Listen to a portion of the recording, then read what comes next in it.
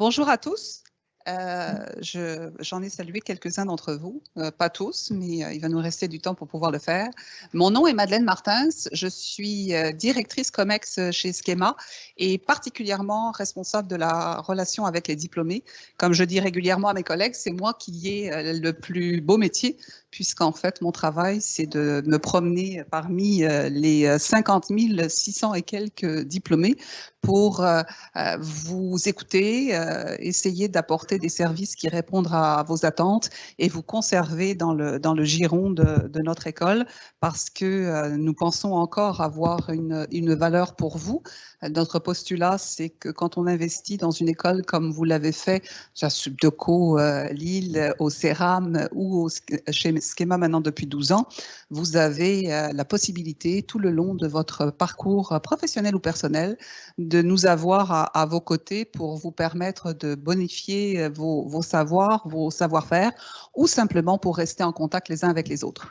Donc, j'ai une équipe qui se trouve positionnée sur l'ensemble des campus de Schema, bien sûr sur nos 3 campus français, mais également sur les campus internationaux. L'idée de ça, c'est que soyez convaincus que où que vous soyez, là où sont nos campus, vous avez la possibilité de trouver un soutien d'une nature quelconque et le plus souvent un soutien au maintien de votre expertise. C'est ce qui nous regroupe ici ce matin. Alors, je dois vous présenter les excuses de Schema. On vous avait annoncé la présence d'Alice Guyon. Malheureusement, comme un certain nombre de millions de personnes sur la planète, elle a rencontré un variant et elle est enfermée chez elle pour encore quelques temps. Alors, en son nom, je vous souhaite la bienvenue sur le campus Schema. Je vous invite à rester alerte et attentif sur l'évolution de votre école parce que bien des choses vont se passer encore dans les prochains mois et dans la prochaine année qui vont vous montrer que notre objectif est vraiment de poursuivre ce que nous avons amorcé, c'est-à-dire une consolidation d'une place d'école essentielle dans le panorama de l'enseignement supérieur français.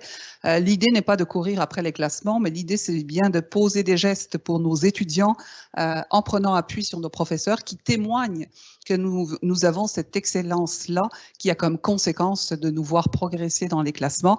Progresser dans les classements, ce que ça permet, c'est définitivement à ceux qui ont un diplôme de Schema dans leur ADN, leur ADN professionnel, de prétendre à des postes qui sont des postes qui correspondent à leurs aspirations, à leurs attentes, quelles que soient leurs aspirations. Et je peux vous dire que l'une de mes grandes surprises depuis que je travaille chez Schema, c'est de rencontrer des gens qui, dans le fond, sont excessivement différents les uns des autres.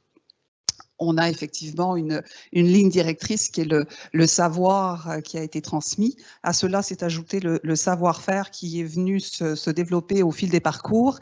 Et pour vous donner des exemples qui sont des exemples qui sont pas des secrets, hein, on est à la fois capable d'avoir parmi nous le CEO de Tiffany qui est aujourd'hui à New York et qui est un Schémien. On a aussi le directeur général exécutif du Paris Saint-Germain qui est un Schémien. Et hier, j'ai rencontré une diplômée qui est à la tête d'une réserve au Laos où elle essaye de sauver les éléphants et elle a 26 employés. Donc, il n'y en a pas un qui est moins méritoire que l'autre, mais ça vous montre qu'on est capable de naviguer de l'industrie du sport à celle du luxe et là de s'investir pour sauver une petite partie de la planète. Alors aujourd'hui, ce qui nous rassemble ici est un des exercices que nous avons commencé à faire il y a de cela quelques temps sur le campus du Grand Paris. On en a tenu une sur le même modèle dans le nord de la France, à Lille.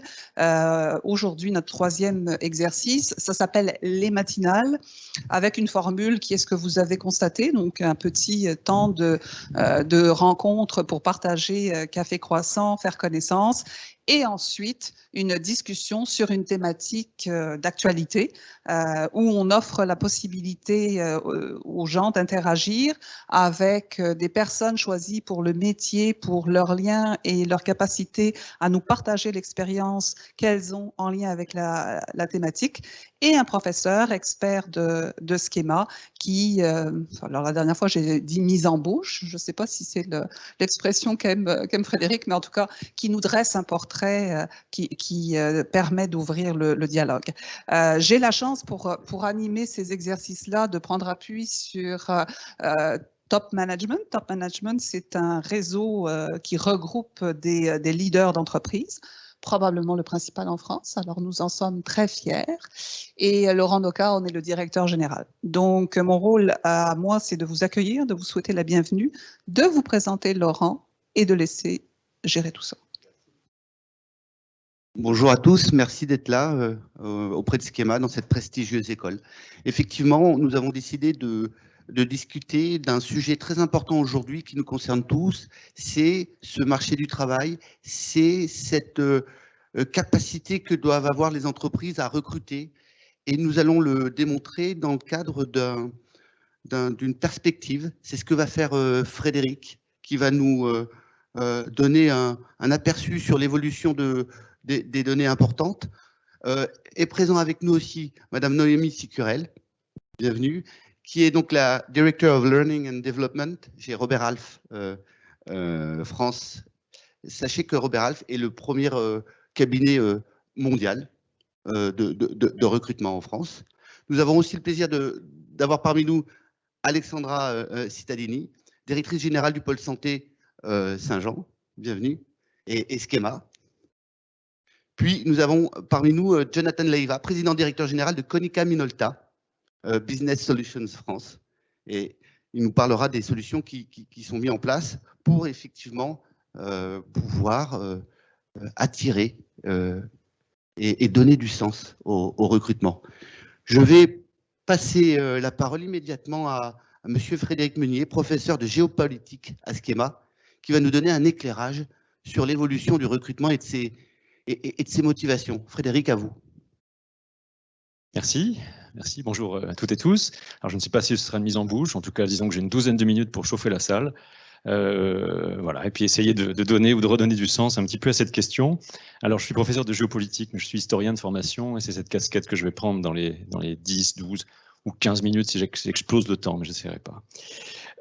Dire aujourd'hui le travail, quelle motivation? C'est un petit peu la question qui va nous intéresser, puisque ensuite on parlera des critères ESG, essayer de vous montrer que ça peut être enfin on en parlera, et les invités nous en parleront, et ils en parleront mieux que moi, qu'ils peuvent être un critère important de motivation pour faire venir, capter les jeunes, mais également peut-être les conserver en entreprise.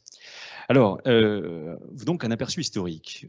J'aimerais vous dire 2-3 choses là-dessus. Le travail d'hier à aujourd'hui a connu une mutation continue, et si on suit les études de Pierre Musso, qui est professeur et qui est chercheur au CNRS, Pierre Musso explique que, en fait, le monde que nous connaissons, les bureaux, en fait, les industries, eh bien tout ça est né dans les monastères. Ce sont les moines au Moyen-Âge qui, les premiers, ont mis en avant l'impératif d'efficacité, de rationalisation du travail tel qu'on l'entend. Ça peut paraître paradoxal, mais c'est un livre fantastique qui explique bien comment, en fait, eh bien, les bureaux que nous connaissons, les usines, plus tard, au 19e siècle, ou encore, ici c'est un extrait de Jacques Tati, Playtime, l'open space, finalement pour les monastères, ce sont des cellules monastiques, ça ressemble beaucoup, jusque l'intérieur de la maison. Tout cela, en fait, découle, vous voyez, de ce qui s'est passé entre le 12e et le 13e siècle en Occident. Mais alors, une question là-dessus, parce que ici, ce sont des lieux de travail que je viens de vous montrer. Quelles raisons nous motivent à travailler?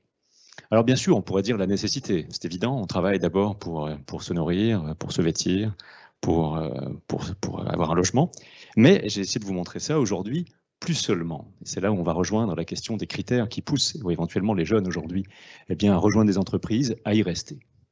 Alors plus seulement, en effet, on trouve différents types de motivations dans l'espace, dans le temps aussi. Moi, je vais me cantonner au temps là maintenant. Les motivations les plus anciennes, finalement, joignaient la nécessité. Vous allez voir, on est sorti de la nécessité assez récemment, finalement. La nécessité et la contrainte. Ce sont les motivations les plus anciennes. Voilà, par exemple, c'est une gravure du travail dans les mines au Royaume-Uni au 19e siècle.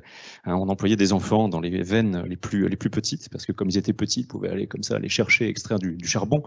Ils travaillaient par nécessité, il n'y avait pas d'école obligatoire à l'époque, et le mode de motivation qu'on leur appliquait était la contrainte physique, et ça a longtemps été comme ça. Mais on sait tous que ça engendre des conséquences souvent gravissimes en économie. Je voulais vous montrer un exemple, c'est qu'on sait que quand on applique de la contrainte, les gens se rebellent. Alors je voulais vous montrer que même en Allemagne, vous voyez, on fait grève.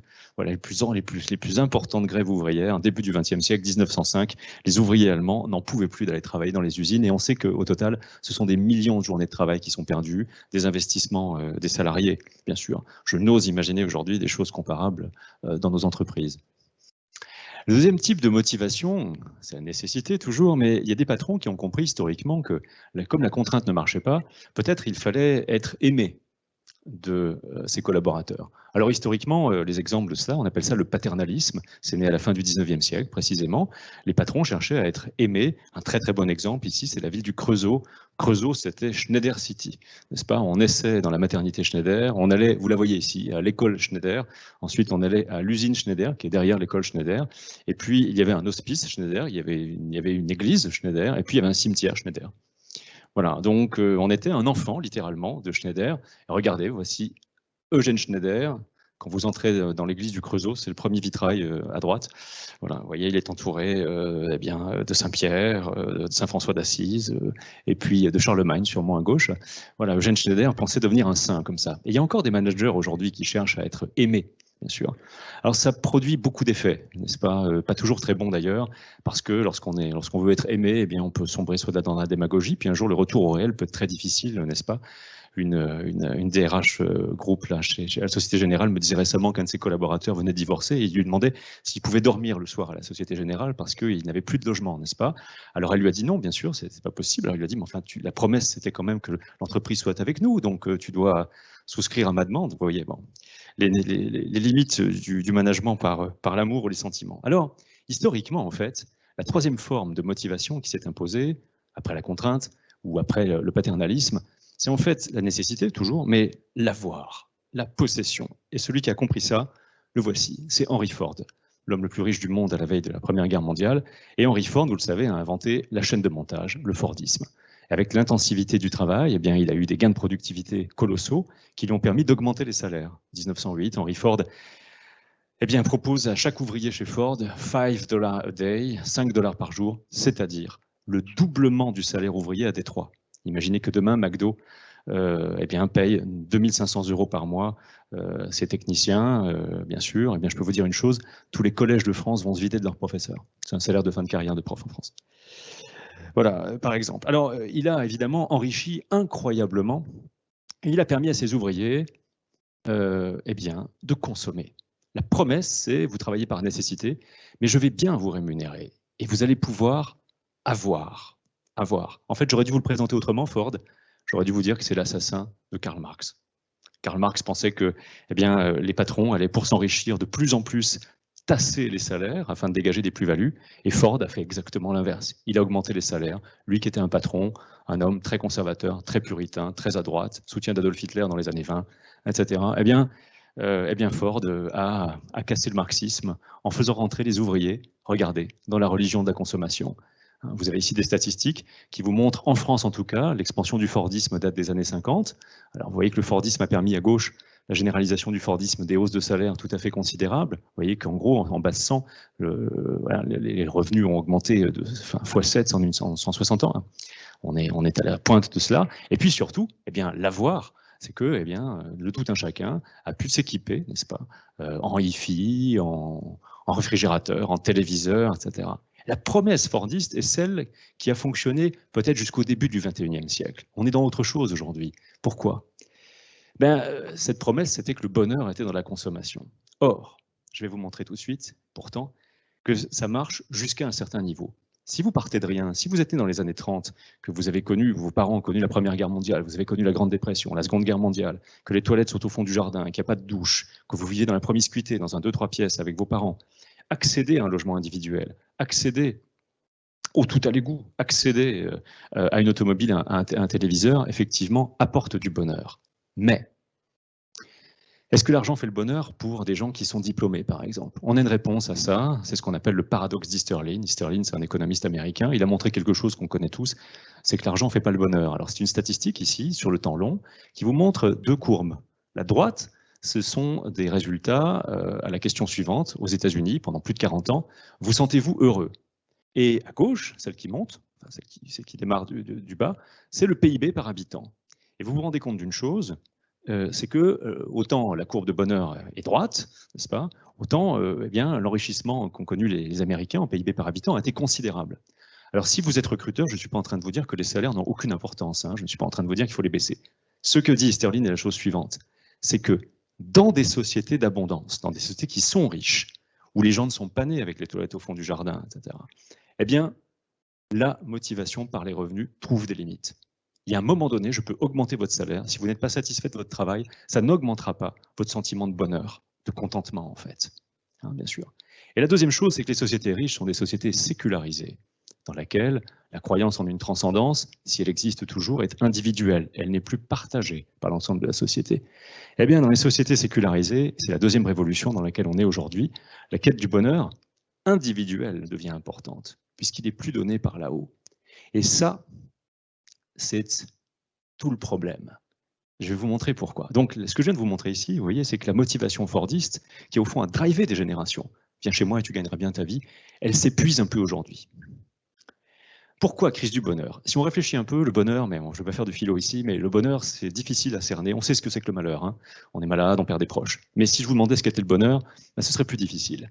Mais le bonheur, on peut dire en première approche que c'est l'impression qu'on a trouvé sa place, en quelque sorte. Les Grecs ont un mot pour ça, le cosmos. Hein. Le cosmos, ça désigne l'ordre, en fait. S'insérer dans un ordre. Avoir du sens. Et pourtant, si aujourd'hui on vit une crise de sens, si aujourd'hui on a du mal à recruter des gens, c'est que précisément, eh bien, le sens fait défaut. Je vais essayer de vous expliquer pourquoi en quelques mots, et je vais vous expliquer pourquoi l'entreprise est autant investie de demandes sociales aujourd'hui, pourquoi les jeunes s'en lassent, parce qu'ils demandent à l'entreprise des choses qu'elle ne peut pas donner. Je vais vous expliquer pourquoi. Regardez auparavant, finalement, d'où venait le sens qu'avaient les gens dans leur vie? De plusieurs choses. De l'endroit où ils travaillaient, par exemple, du politique, en haut à gauche, de la vie de quartier. Les vies de quartier étaient très importantes sous l'Ancien Régime, par exemple. Une centaine de jours fériés par an qu'on fêtait dans le quartier. La religion, en haut à droite, ou évidemment la famille. Or, réfléchissons un instant aujourd'hui. La vie de quartier, elle a disparu. Meilleure preuve, on rétablit des fêtes de quartier. La religion, ben, on en vit une sortie. Même si on y croit individuellement, c'est plus elle qui anime évidemment notre croyance. Et même si vous êtes croyant, je ne sais pas si vous iriez dans la fosse aux lions comme faisaient les premiers chrétiens, n'est-ce pas, pour aller au paradis. Et le nombre de personnes qui mettent des ceintures de bombes pour se faire exploser est quand même très très rare, n'est-ce pas? C'est plus ça qui entraîne nos vies. La famille, elle est en crise permanente. Crise, recomposition, mariage, démariage, remariage, etc. Quant aux politiques, inutile de vous faire un dessin, il est en crise. Le résultat, c'est qu'aujourd'hui, les jeunes, notamment, qui sont des enfants de cette crise de sens, adressent à l'entreprise des demandes de bonheur qu'ils n'adressaient pas avant. Et c'est pour ça qu'ils demandent autant. Ils demandent énormément. Et c'est à l'entreprise donc que les collaborateurs demandent aujourd'hui du bonheur et du sens. L'une des conséquences de cela, si on parle de jeunes ici qui sont diplômés, pour lesquels l'idée de la subsistance est loin derrière eux, les revenus auxquels ils peuvent aspirer font que, eh bien, ils seront dans le paradoxe d'Easterlin, ce n'est pas vraiment le revenu qui va complètement les driver. Et que deux, ils adressent à l'entreprise une demande de sens, eh bien, je vais vous montrer des résultats agrégés d'études qui ont été faites en 2021 par le BCG, par Ipsos, sur les jeunes entreprises et leurs demandes. Regardez, c'est tout à fait spectaculaire. Alors donc, ça a été compilé notamment par le journal Le Monde sous forme assez pédagogique, vous allez voir. Vous voyez que 78% des jeunes, c'est les nôtres, là, nos étudiants, eh bien aujourd'hui n'accepteraient pas un emploi qui n'a pas de sens pour eux. Et vous voyez qu'à 91%, la première chose pour laquelle ils viennent dans une entreprise, c'est l'intérêt qu'ils éprouvent. Très souvent d'ailleurs un intérêt, on en parlait avec quelques-uns avant, un intérêt qui dure peu de temps, n'est-ce pas? Ils se lassent assez rapidement. Ça, une des conséquences de cela, vous voyez, c'est que, d'ailleurs, si vous voyez dans la précédente, regardez, la raison la moins importante pour laquelle eh bien, ils sont prêts à venir, on parle d'étudiants de grandes écoles, c'est le fait d'être en CDI. Ça veut dire qu'au fond, ils sont prêts à troquer la sécurité du CDI, 55%, contre, au contraire, la stimulation que leur offre un poste, 91%. Ça veut dire qu'on a une génération qui est prête davantage à prendre des risques. Vous voyez, regardez en dessous, les jeunes sont prêts à prendre des risques, 63% sont prêts à prendre un poste plus précaire, avec un emploi porteur de sens. Et vous comprenez d'où ça vient, cette demande de sens? Ça vient du fait que tout ce qui est autour de nous, qui donnait sens à la vie de nos aïeux, eh bien, explose, si vous voulez.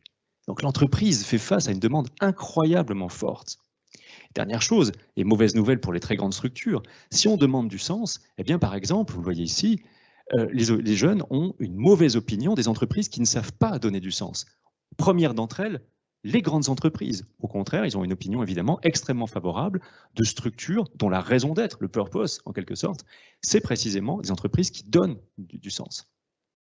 Et parmi, et on arrive au sujet d'aujourd'hui, c'est ma transition et ma fin, eh bien parmi ce qui donne du sens, le respect de l'environnement.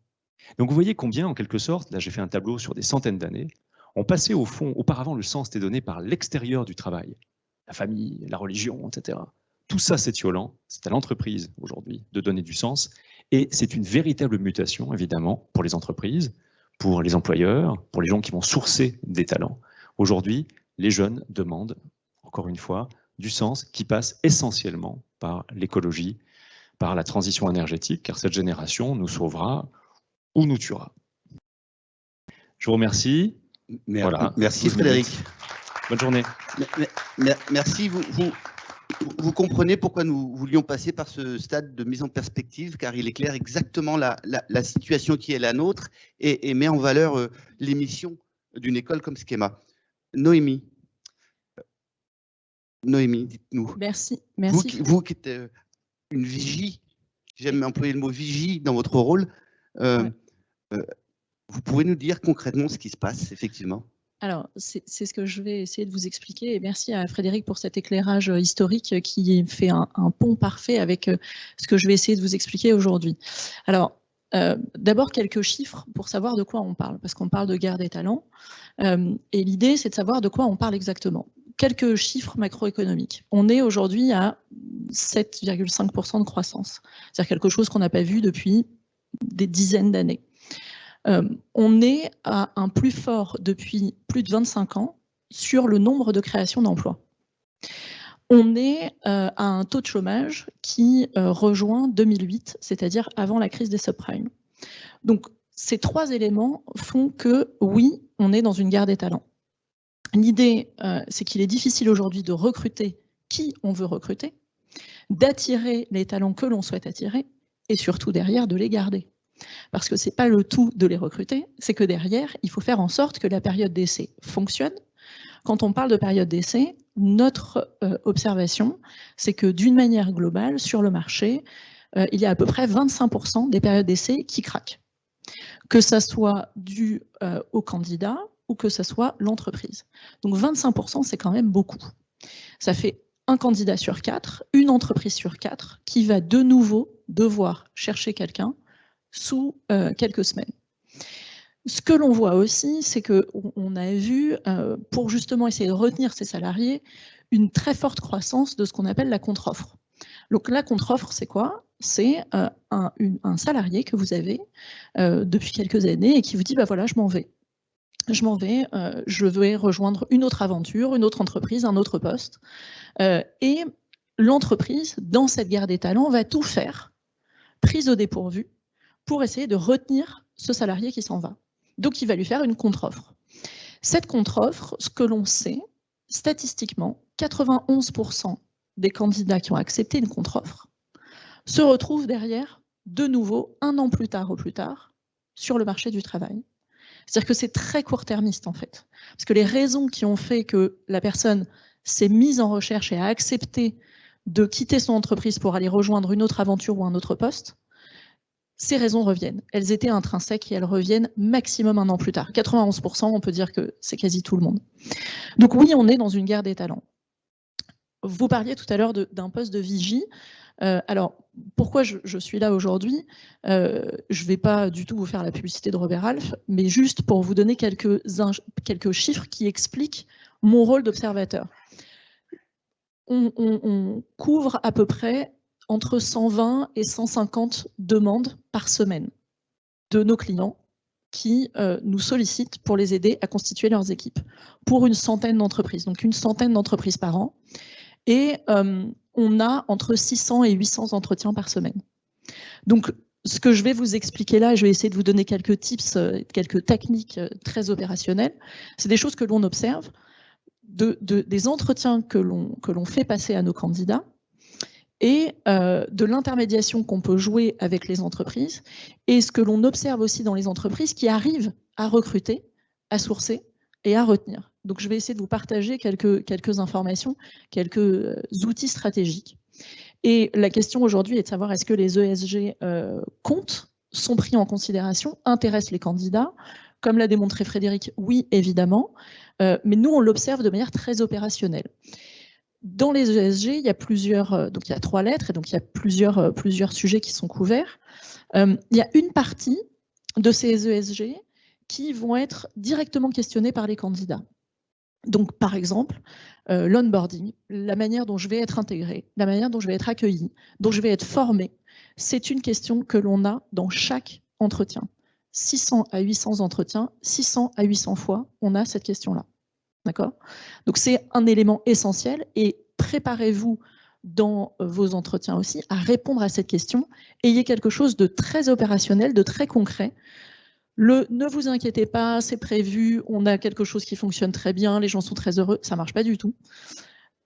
On est sur une génération qui veut des choses extrêmement concrètes. C'est ce que je vais vous expliquer aussi après. Et donc, il faut avoir un programme d'onboarding très précis que vous pouvez limite montrer en disant, voilà, vous arrivez jour 1, il y a même un système de pré-boarding.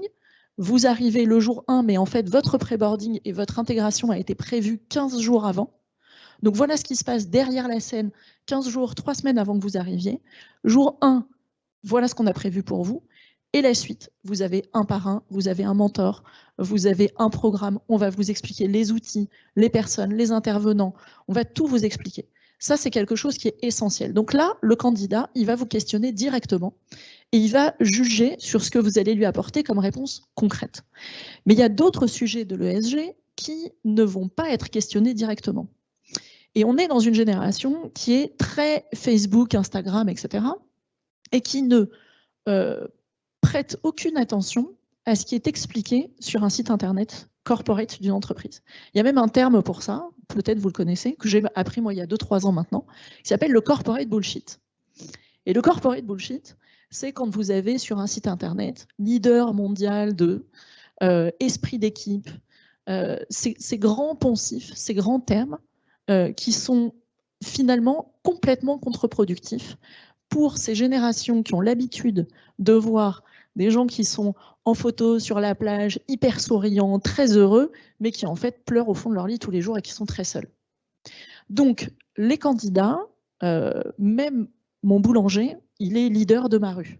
D'accord ? Donc en fait, ils n'y accordent aucune attention. Ce qu'ils vont juger par contre, c'est quand ils vont passer la porte de votre entreprise. À partir du moment où ils vont être à l'accueil et puis quand ils vont traverser le locaux. Là, pour le coup, ils vont regarder, est-ce qu'il y a autant de femmes que d'hommes ? Est-ce que les managers que je vais rencontrer, est-ce qu'il y a des femmes, est-ce qu'il y a des hommes ? Je vais regarder pour répondre à cet équilibre homme-femme dans l'entreprise. Ils vont regarder les perspectives d'évolution. Sur LinkedIn, aujourd'hui, on voit tout. On voit tout. On voit tous les parcours, on voit comment les gens évoluent, on voit qui est manager, qui est leader dans l'entreprise, quel a été son parcours, sous combien de temps il a évolué, est-ce que c'est plutôt des évolutions rapides, pas rapides. Donc, ils vont énormément regarder, non pas le site corporate de l'entreprise, parce que ça n'intéresse personne, mais ils vont se dire, vous passez votre logo de toutes les couleurs une fois par an pour le Pride Month, ça ne suffit pas. Vous allez mettre sur votre site internet des gens de couleur, des gens jeunes, des gens plus confirmés, vous allez mettre des handicapés, peu importe, j'y crois pas. Moi, ce que je veux voir, ce que je vais observer, et c'est là où je vais décider par moi-même, est-ce que cette entreprise respecte les ESG, c'est là où ils vont vraiment se baser sur ce qu'ils vont observer. Et ils ne vont pas forcément vous questionner. C'est pour ça qu'il y a une vraie stratégie à avoir sur cet aspect-là. Et les candidats aujourd'hui, ce qu'il faut savoir, c'est que LinkedIn, qui est quand même un réseau de référence, on aime ou on n'aime pas, mais c'est comme ça, c'est un réseau de référence aujourd'hui. Ce qu'il faut savoir, c'est qu'un candidat qui se met ouvert aux opportunités sur LinkedIn, il a 2 à 3 entretiens, propositions fermes par semaine en ce moment. 2 à 3 entretiens par semaine. Quand on n'est pas ouvert aux opportunités, on a 10 à 20 emails d'approche de propositions par semaine. C'est énorme. C'est-à-dire que l'enjeu, c'est effectivement de recruter, Mais c'est tellement difficile de recruter que l'autre enjeu, c'est de retenir ses salariés. Et partez du principe que tout le monde est sollicité tout le temps. Tout le temps. Ils ont 10 à 20 approches par semaine.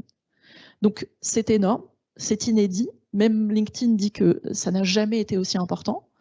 Ils ont aussi un taux de réponse qui n'a jamais été aussi faible à ces approches. Donc le nombre n'est pas important, c'est la valeur qui va être intéressante. Et moi, ce que je veux vous proposer, en tout cas vous dire, partager avec vous des astuces, des petits tips qui peuvent marcher, c'est une stratégie, parce que oui, il va falloir avoir une stratégie, ça c'est évident. Et c'est d'abord une stratégie en 4 points.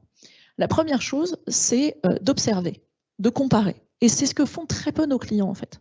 De regarder, finalement, voilà, je cherche un contrôleur de gestion, je cherche un gestionnaire paye. Gestionnaire paye, introuvable aujourd'hui, enfin, très difficile à trouver. Donc, ce que font les entreprises, c'est qu'elles vont prendre le descriptif de poste de la dernière fois où elles ont recruté un gestionnaire paye, et puis elles vont le dépoussiérer un petit peu. Ça, c'est se baser véritablement sur le descriptif, et puis elles vont publier ça. La première chose à faire, c'est de se mettre dans la peau du candidat et de dire, je vais regarder sur un outil qui s'appelle Indeed, par exemple. Indeed, c'est un métamoteur, c'est un aspirateur de toutes les offres d'emploi aujourd'hui qui peuvent exister sur les différents réseaux, que ça soit sur les réseaux des entreprises directes ou sur les job boards. Et vous tapez gestionnaire paye dans les 10 km autour de votre entreprise. Et vous allez voir d'abord le nombre de postes qu'il y a. Donc vous allez vous rendre compte en fait qu'il y a dans les 10 km à peu près 80 entreprises qui recherchent la même chose que vous. Donc il va falloir se distinguer pour émerger parmi ces 80 postes. Et ça, c'est quelque chose que les entreprises font très peu. Elles travaillent beaucoup leur descriptif de poste, elles essayent de le rendre attractif, mais par contre, elles ne le comparent pas. Donc la première chose, c'est je me mets dans la peau du candidat et je regarde en termes de salaire, en termes de descriptif, comment je me situe. Je suis plutôt bien ou il faut que je sois plus vendeur que ça? Est-ce que j'arrive plutôt dans le haut du panier ou plutôt dans le bas du panier? Donc c'est la première chose, même si effectivement le salaire n'est pas le seul élément, vous avez complètement raison. C'est quand même un élément qui va classer, en fait, pour le candidat, c'est un élément de classement. Donc la première chose, c'est observer et comparer comme un candidat. Et vous allez voir que c'est très très utile, parce que très souvent, on ne sait même pas, dans les 10 km autour de son entreprise, combien il y a d'entreprises qui cherchent la même chose que moi. Donc ça, c'est un premier point. Ensuite, c'est d'être authentique. Donc, quand on parlait tout à l'heure, quand je vous disais tout à l'heure, esprit d'équipe, le leader, etc., les personnes vont regarder et vont étudier. Est-ce qu'il y a un fort turnover? Est-ce qu'il y a beaucoup d'arrivées? Est-ce qu'il y a beaucoup de départs dans votre entreprise? Et ça, n'importe qui peut le voir aujourd'hui sur LinkedIn. Il y a d'autres outils. Il y a un site qui s'appelle Glassdoor, qui est assez prisé des candidats, même si on sait que sur Glassdoor, si vous êtes en ressources humaines, vous avez très certainement regardé votre page Glassdoor pour voir ce que les salariés disaient de vous. On sait qu'il y a beaucoup plus de gens qui se plaignent sur Glassdoor que de gens qui sont heureux. Donc ça donne une photo assez terne et assez négative de l'entreprise. Néanmoins, les candidats y vont quand même. Pareil, ils savent très bien qu'il y a plutôt des gens qui ne sont pas heureux sur Glassdoor, mais par contre, ils vont essayer d'aller lire entre les lignes, est-ce qu'il y a beaucoup de turnover? Est-ce que les gens changent beaucoup d'entreprises? Et donc, ce qu'il va falloir, c'est d'essayer de retrouver l'ADN de l'entreprise. J'expliquais tout à l'heure à quelques interlocuteurs qu'on intervient beaucoup dans la baie de Californie. Dans la baie de San Francisco, pardon. La baie de San Francisco, il y a énormément de startups, il y a énormément d'entreprises qui cherchent toutes la même chose, des développeurs, des informaticiens, des développeurs. Tout le monde cherche la même chose. Et donc, pendant des années, ils ont tous fait des campus magnifiques, offert des petits déj, fait énormément de choses pour attirer leurs salariés. Et en fait, nous, quand on intervient dans ces structures-là, on va voir le fondateur de l'entreprise et on lui demande « Raconte-nous une histoire, ton histoire et l'histoire de l'entreprise. Pitch-nous ton entreprise et il faut qu'on puisse le synthétiser en 2-3 minutes, en 4-5 phrases. » Ça, c'est essentiel parce que même Konica Minolta, très certainement, je ne connais pas l'histoire de l'entreprise, mais a très certainement été créée par quelqu'un pour répondre à un problème au départ, pour répondre à une situation, à une problématique qu'il a identifiée. Robert Half, c'était un expert comptable qui travaillait dans la filature à Washington, qui était le directeur financier d'une société. Et à chaque fois qu'il voulait recruter un comptable, en fait, il faisait appel à des sociétés de recrutement. Et il avait toujours des gens en face de lui qui étaient généralistes et qui ne comprenaient pas ces problématiques comptables. Et donc, il a décidé de créer le premier cabinet de recrutement pour des comptables par des comptables. D'accord ? Donc, c'est la base de l'histoire de Robert Half et c'est ce qu'on explique à nos candidats. Parce qu'un cabinet de recrutement contre un cabinet de recrutement contre un cabinet de recrutement, un descriptif de poste où vous cherchez des candidats, vous cherchez des entreprises et vous essayez de faire le matching entre les deux, il y en a énormément. Ce qui va distinguer Robert Half d'une autre entreprise, chacun a son histoire. Donc, il faut revenir à l'histoire de l'entreprise. Pourquoi est-ce que vous avez été créé au départ ? Alors, on ne veut pas être passéiste parce qu'on est sur une génération en plus qui n'est pas très intéressée par le passé, mais quand même, la racine et l'histoire au départ, pourquoi on a été créé, pour répondre à quel problème, ça fait partie de cette quête de sens. Est-ce que j'ai envie de rejoindre ça ou pas ? Une autre histoire, et je vous dis pas ça pour vous parler de Robert Half, je vous dis ça pour vous donner un exemple très opérationnel de la manière dont nous, on présente Robert Half. Parce que moi, je m'occupe aussi du recrutement des collaborateurs de Robert Half sur la France, la Belgique et la Suisse. Et ce qu'on va expliquer, c'est que en 1963, Robert Half a été au Sénat et a fait des manifestations pendant des mois dans la rue pour faire sauter les critères de discrimination sur les offres d'emploi. Avant, on pouvait recruter, on pouvait mettre sur une offre d'emploi, recrute jeune femme, 25 ans, blonde, sans enfant, 1,60 m minimum, etc. C'était possible. On pouvait spécifier la couleur, on pouvait spécifier plein de choses. Et Robert Half a fait passer la loi antidiscrimination aux États-Unis en 1963. Donc ça fait partie de notre ADN. Et du coup, c'est ce que l'on pitch. Alors après, certains vont se reconnaître dans cette histoire, vont être fiers et vont se dire moi j'ai envie de partager cette histoire et j'ai envie de faire partie de cette aventure.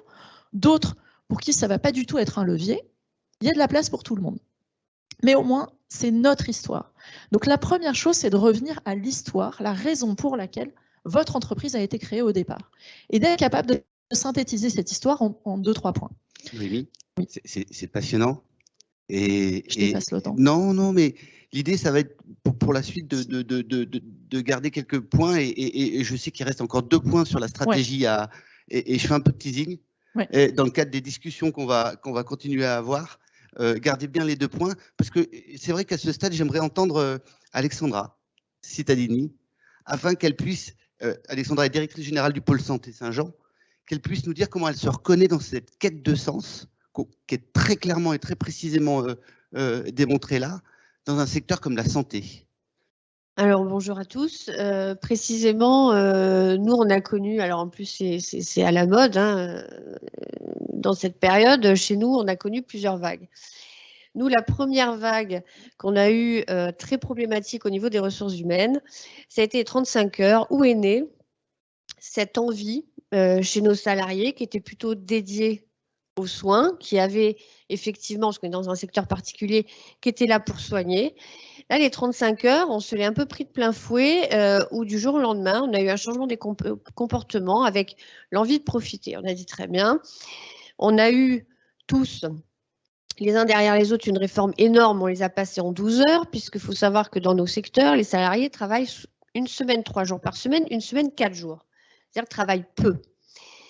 Ça a permis de garder, et c'est là où je vous rejoins, les gens dans l'emploi de la santé. Ça a permis de stopper l'hémorragie où finalement les salariés se sont dit bon, ok, j'ai envie de profiter. Maintenant, il y en a marre d'être que dans le soin, il y en a marre d'être que dans le service, parce qu'en plus, il faut savoir que les patients ne le rendent pas toujours, ce qui peut être un peu frustrant pour certains. Donc là, finalement, je tire aussi mon épingle du jeu. J'ai beaucoup de temps libre, je travaille 3 jours, je travaille 4 jours. Ça permet de m'occuper de ma famille, mes loisirs, etc. Donc ça, on l'a résolu comme ça.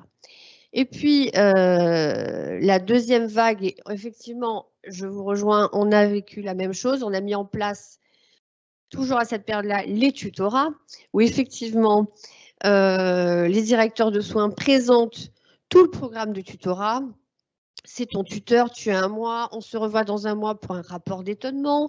Suite au rapport d'étonnement, on va voir si on poursuit ton accompagnement ou si on considère que tu es intégré, etc. Et ça, vous avez raison, c'est très important.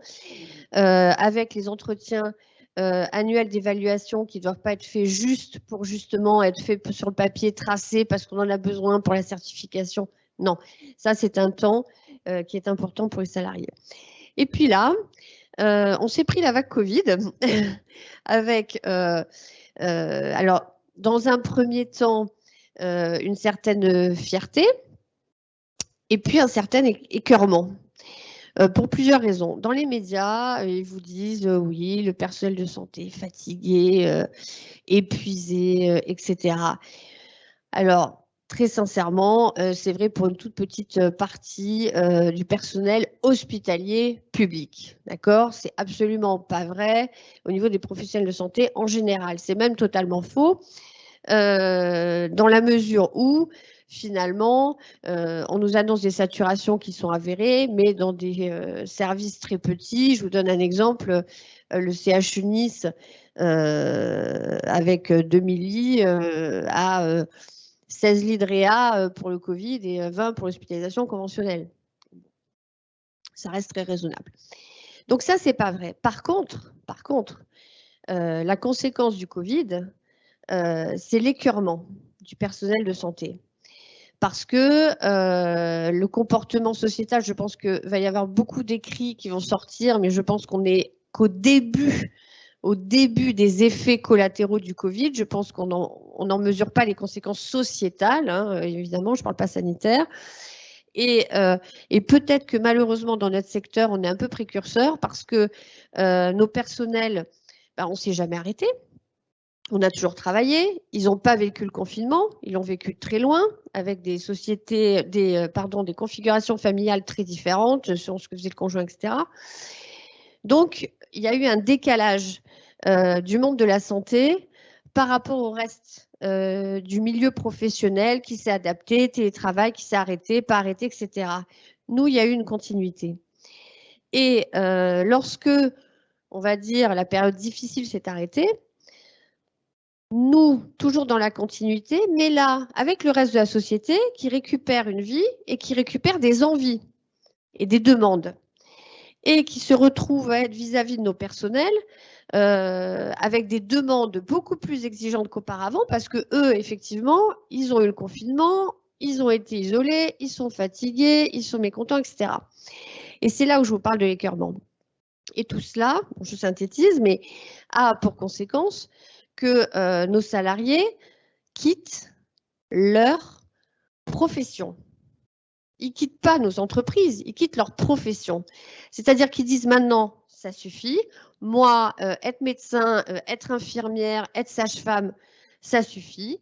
Et là, on fait tous, parce que bon, on se connaît tous, que ce soit public ou privé, on a une vraie problématique de personnel de santé qui arrête leur métier, qui vont faire des choses, et je vous rejoins également, très surprenantes, qui repartent vers l'agriculture, vers l'associatif, vers l'auto-entrepreneur soins de support, c'est-à-dire que des personnels qui sont formés techniques disent finalement je vais me mettre à la réflexo, au yoga post-cancer à domicile, enfin la liste elle est longue, on pourrait en parler des heures, mais c'est vrai qu'on assiste à ces professionnels qui désertent leur métier, qui n'a plus de sens pour eux, parce qu'ils ne se reconnaissent plus dans ce que les patients qui ont eu leur expérience et leur trauma, on va dire, pour employer un terme très généraliste, ont eu leur trauma pendant une période qu'eux n'ont pas vécu pareil et ne se reconnaissent plus dans ce que les patients nous demandent, leur demandent. Et là, on est confronté à ça. On a tous considérablement, et c'est vrai que du coup, ça a considérablement augmenté les salaires, il faut être clair. Vous entendez parler du Ségur.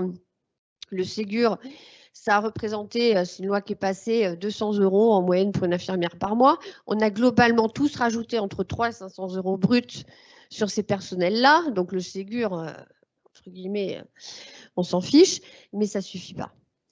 Ça ne suffit pas parce qu'ils ne se reconnaissent plus dans ce qu'on leur demande aujourd'hui dans le cadre de leur travail.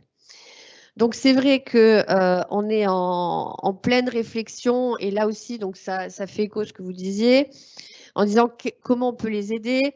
Est-ce que s'ils ont plus d'accompagnement médical, les paramédicaux resteront plus parce qu'ils se sentiront plus en sécurité, plus écoutés, plus accompagnés. Donc on essaye de travailler là sur l'organisation pour essayer de dire voilà, vous allez être soulagés d'un certain nombre de choses. Donc continuez à rester dans vos métiers, continuez à vous occuper des patients, on va faire en sorte que vous soyez soulagés sur un certain nombre de choses. Mais c'est vrai que c'est une problématique qui est très préoccupante aujourd'hui et qu'on vit, pleinement. Voilà. Merci Alexandra, c'est très clair. Je crois qu'on entend des arguments et des discours très, très directs et je suis vraiment... c'est vraiment un débat de qualité. Jonathan Leiva, vous êtes le PDG le président directeur général de Konica Minolta Solutions France. Que mettez-vous en place pour répondre à ces problématiques lorsqu'on est à la tête d'un groupe comme Konica que vous allez présenter? Merci, merci Laurent, merci Madeleine et Fabienne aussi pour cette invitation. Bonjour à tous. Je ne me suis pas synchronisé avec Frédéric, mais franchement, voilà, Frédéric, vous m'avez enlevé déjà toute la première partie de ma présentation et je vais rejoindre vraiment la partie entreprise.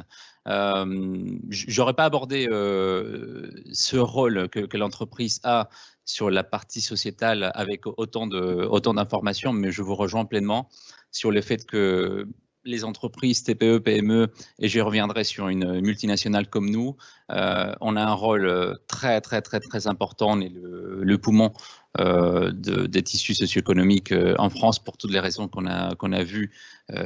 Il est évident qu'on a une action forte à faire avec notre environnement envers la société. Enfin, la plupart de notre vie active se passe quand même dans le monde du travail. Donc, ne serait-ce qu'à ces titres, je trouve qu'il y a beaucoup de choses à faire. Alors, donc, groupe multinational, Konica Minolta, je fais partie dans le dernier slide de la partie droite de ces sociétés, de ces grands groupes qui peuvent avoir du mal à attirer, à garder, à fidéliser les collaborateurs. À ma petite échelle, donc en France, on essaie de se considérer comme une PME, on est 1800 collaborateurs. On est évidemment très dépendant de toutes les directives, toutes les stratégies du groupe. Et ça me permet donc d'aborder la question de Laurent sur deux angles. D'un côté, on a une RSE très forte. On fête d'ailleurs cette année les 50 ans des RSE chez Konica Minolta. Ça, c'est bien. Il y a plein de choses qui sont faites, qui vont dans le bon sens et on peut, enfin, en tout cas, j'en suis fier. Mais le constat, et c'est pleinement la discussion de ce matin, c'est et en France. Et un collaborateur, est-ce que j'arrive à tirer un collaborateur en le présentant le rapport RSE, quand bien même je pourrais m'approprier le discours? Bah, la réponse est non, en tout cas très peu, puisque ça ne parle pas, puisque ce ne sont pas des actions qu'on peut vraiment activer, faire à notre niveau. Et c'est toute la volonté avec notre équipe de direction qu'on a souhaité donner à notre stratégie sociétale, c'est qu'elle soit très concrète, pas forcément des très hauts vols, mais très pragmatique, qu'elle puisse vraiment être incarnée par la plupart de nos collaborateurs. Je vais vous citer quelques exemples, vraiment en toute humilité, mais le principe, en tout cas le message que je souhaite passer ce matin, ça part de l'objectif de dire on veut que le collaborateur soit épanoui et surtout qu'il soit un réel acteur de cette stratégie. Je ne reviens pas sur le besoin de ESG, je reviens, enfin, la quête d'essence, je pense qu'elle est plus qu'actée, elle n'est pas suffisamment, encore une fois, déployée au sein des entreprises. Je pense qu'on sous-estime le bienfait qu'on peut donner à nos collaborateurs, à notre performance, même économique. Hein. Si on donne en plus des missions professionnelles, des missions sociétales, enfin, moi je crois évidemment à cette valeur-là. Je vais vous donner quelques exemples. On a sur la partie business, c'est peut-être le côté positif des pénuries mondiales actuelles, on accompagne de plus en plus l'empreinte environnementale de nos clients avec des offres d'économie circulaire.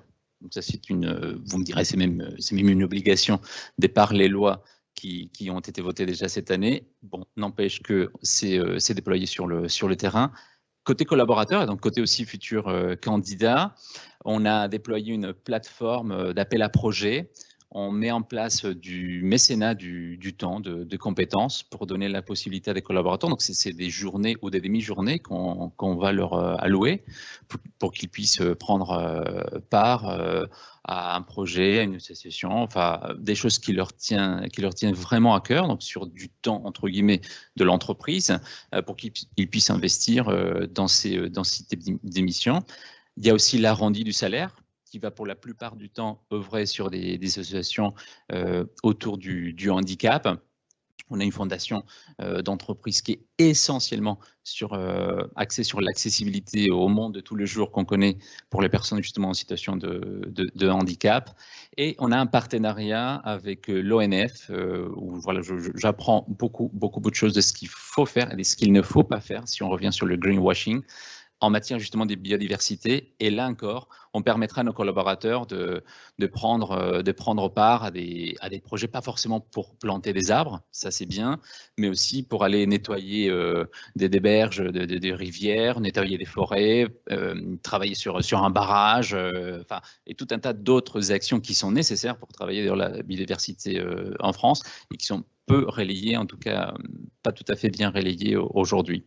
On a lancé donc un réseau d'ambassadeurs, donc c'est des collaborateurs qui sont portés volontaires. À notre grande surprise, énormément de collaborateurs ont levé la main. Ils ont le rôle de relayer ces actions-là, de nous remonter des projets, d'autres initiatives, d'autres choses qu'on pourrait faire ou qu'on pourrait mieux faire par la suite. Voilà, donc dans un esprit vraiment de...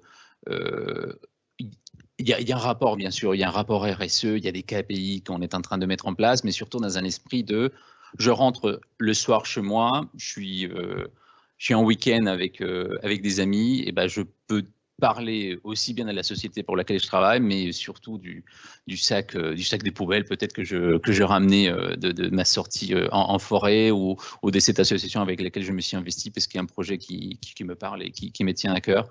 Donc voilà, on croit à cet ancrage de nos valeurs et donc de la partie sociétale avec cette variété, finalement, ces 4-5 projets que je vous ai listés, tout à fait basiques, mais en tout cas très, très importants. Je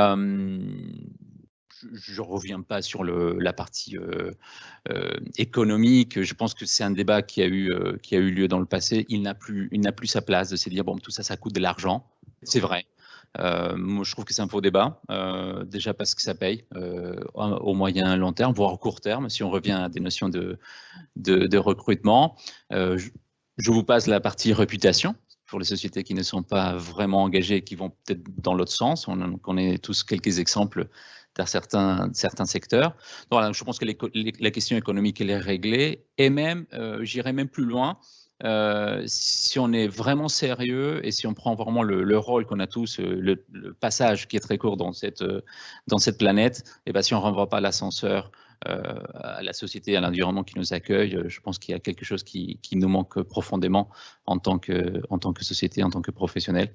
Et c'est en tout cas là-dessus qu'on axe notre stratégie, encore une fois, sur des choses concrètes. Il faut que ça sonne juste et peut-être pas tout à fait des très très hauts vols, mais en tout cas très pragmatique et qui puisse parler à tous nos collaborateurs. Et j'attire votre attention sur le fait que ce soit Noémie et probablement Alexandra, en tout cas Jonathan, sur le fait que ce sont des entreprises qui ont porté ces profils.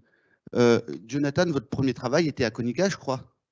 Vous en êtes le PDG, donc au-delà du sens, il y a des réalités sur l'accompagnement d'une institution. Vous, Noémie, vous avez fait aussi toute votre carrière au sein de ce fameux cabinet, et vous, Alexandra, c'est pareil. Donc, on a vraiment des acteurs engagés et des entreprises qui ont su apporter cette élévation. Jonathan, Noémie?